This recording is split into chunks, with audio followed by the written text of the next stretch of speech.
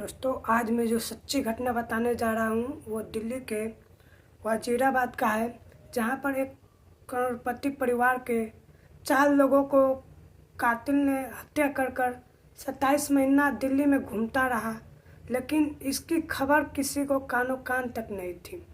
कहानी की खुलासा कैसी होती है, इस घटना का खुलासा कैसी होती है, हम लोग आगे वीडियो में विस्तार से जानेंगे। नमस्कार, मैं अजय कुमार गुप्ता और मैं आपको आज जो सच्ची घटना बताने जा रहा हूँ वह सच्ची घटना है दिल्ली के वजीराबाद की है। यह घटना का पता कब चलता है, जब 3-4 दोस्त बैठकर आपस में बातें कर रहे होते हैं। उसमें कुछ दोस्त होते हैं जो नशे में होते हैं, 3 दोस्त नशे में होते हैं। एक दोस्त बोलता है कि मैंने बातों बात में वो दोस्त बोल देता है कि मैंने तो 4 लोगों का मर्डर किया है, पुलिस आज तक मुझको हाथ तक नहीं लगा पाई। ये बात एक जो दोस्त होता है वो पुलिस के करीब रहता था, इसलिए वो नशे में नहीं था और फाइनली वो बातें सुन लेता है और वो जाकर एएसआई से बताता है, ये घटना की जानकारी देता है।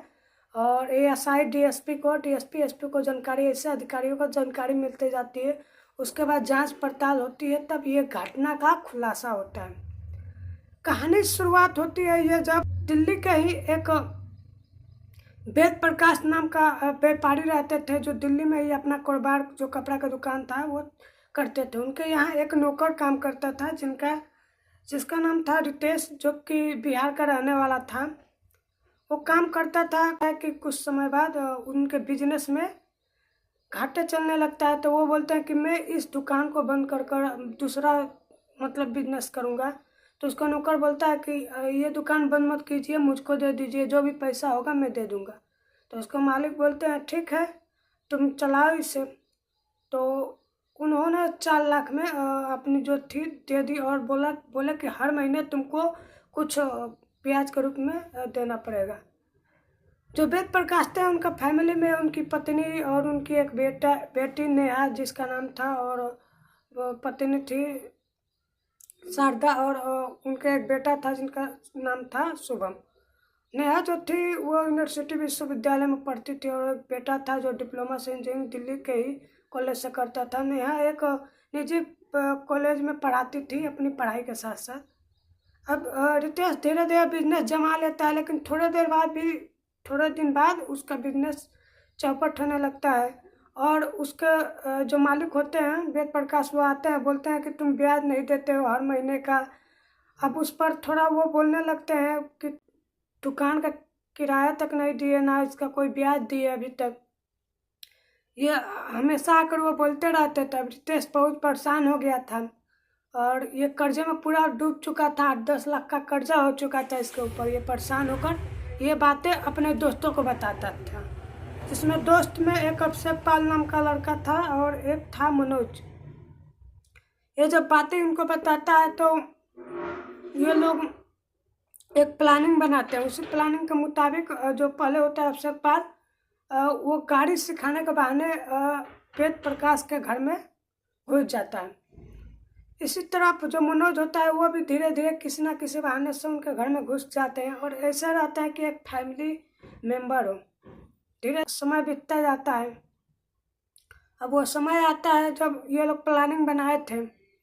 एक बार क्या होता है, जो गाड़ी था उसकी जो टायर थी वो खराब हो चुकी थी। तो वेद प्रकाश से बोले उसका नौकर कि आप गाड़ी में बैठे, चलते हैं, गाड़ी की जो पहिया है उसको बदलवा दिया जाए। वो बोलते हैं ठीक है। वो लोग गाड़ी में बैठाते हैं और दोनों आगे बैठे थे और पीछे अभिषेक पाल बैठा रहता है। वो एक ताल लेता है, उनको गले को कसकर घींच देता है, जहाँ पर वेद प्रकाश की मृत्यु हो जाती है। उसके बाद उनको लाश को उठाकर पीछे वाली डिग्गी में रख देते हैं। इसी प्रकार वो उसका जो लड़का आता है पढ़कर, तो बताते हैं कि तुम्हारे पिताजी बहुत बीमार है, भर्ती है, चलो उनको देख लो। इसी प्रकार उस लड़कों को गाड़ी के अंदर ले जाते हैं और उसके गला को उसी प्रकार जिस प्रकार उसके पिता को मारे थे उसी प्रकार शुभम को भी मार देते हैं और उसका गाड़ी के पीछे वाले डिग्गे में डाल देते हैं। इसी प्रकार उसकी पत्नी जो होती है उनको भी गाड़ी में बैठा कर और वैसे ही गर्दन को तार से दाब कर मार देते हैं। अंत में बचती है नेहा, उसको भी बताते हैं कि तुम्हारे पिताजी बीमार है और वो भर्ती है, गाड़ी में चलो उनके पास देख लो। वैसे ही उनको भी बैठाते हैं और उसका भी गला दाब कर मार दिया जाता है।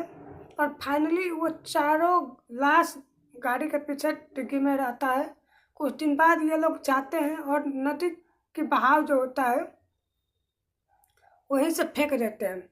फेंकने के बाद होता क्या है कि जो पानी की धारा थी बहुत तेज थी, तो उनके पिता और लड़के और पत्नी का तो लाश डूब गई, लेकिन पानी का बहाव इतना था कि नेहा की जो लाश था वो जाकर हापुड़ की एक जो नदी है वहीं पर रुक जाती है। और जब पुलिस को यह सूचना मिलती है कि किसी का लाश मिला है और साथ में एक गाड़ी भी मिली है, तो पुलिस इस चीज़ की जांच करने लगती है और जांच करती है। और जांच करते करते जब नेहा के घर पहुंचती है दिल्ली वजीराबाद, तो वहाँ पर बेल दबाते हैं लेकिन घर से कोई आवाज़ नहीं आता है। तो पड़ोसी से पुलिस पूछती है तो पड़ोसी बताते हैं ये लोग कई दिन से दिख नहीं रहे हैं। तो पुलिस को शक होता है कि शायद हो सकता है कि ये अपने बेटे को मारकर फेंक दिए हो किसी बात की वजह से। इसलिए धीरे धीरे ये जो बातें हैं 16 जुलाई 2016 को होती है, ये बातें अब धीरे धीरे क्या होती है दमने लगती है, समय बीतता जाता है। एक दिन क्या होता है कि अभिषेक पाल और इन तीनों दोस्त बैठे रहते हैं और आपस में बात करते हैं कि मैंने अभिषेक पाल बोल देता है नशे में कि मैंने 4 मर्डर किया और अभी तक मुझे पुलिस नहीं पकड़ पाई। ये घटना को पता चलता है एक जो पुलिस के नज़दीक रहता है लड़का, वो उनकी बातों को सुनता है और जाकर बताता है। तब जांच पड़ताल होती है तो पुलिस सबसे पहले रितेश के पास जाने का प्रयास करती है जो उसके घर के नौकर था वेद प्रकाश के। तो वो बिहार जाते हैं तो पता चलता है कि वो तो मर चुका है, वो कोई मतलब जहर खाकर मर चुका है पहले। उसके बाद पुलिस मनोज के पास जाती है तो मनोज को पता चलता है कि एक्सीडेंट में मनोज मारा गया है। अब बच जाता है अभिषेक पाल। वहाँ पुलिस पहुँचती है, उससे पूछताछ करती है, तब पूरे 27 महीने बाद इस मामले की घटना की खुलासा होता है। और ये घटना पूरे राजधानी को हिला देता है, झकझोर कर रख देता है। ये घटना को सुनाने का उद्देश्य मेरे को किसी का दिल दुखाना नहीं है, किसी को परेशान करना नहीं है, लेकिन लोगों को जागरूक करना है, सचेत करना है। मैं उम्मीद करता हूँ मेरा वीडियो आपको पसंद आई होगी, तो वीडियो को लाइक कीजिए, चैनल को सब्सक्राइब कीजिए और शेयर करना मत भूलिएगा। तब तक के लिए जय हिंद, वंदे मातरम। मिलते हैं अगले वीडियो में।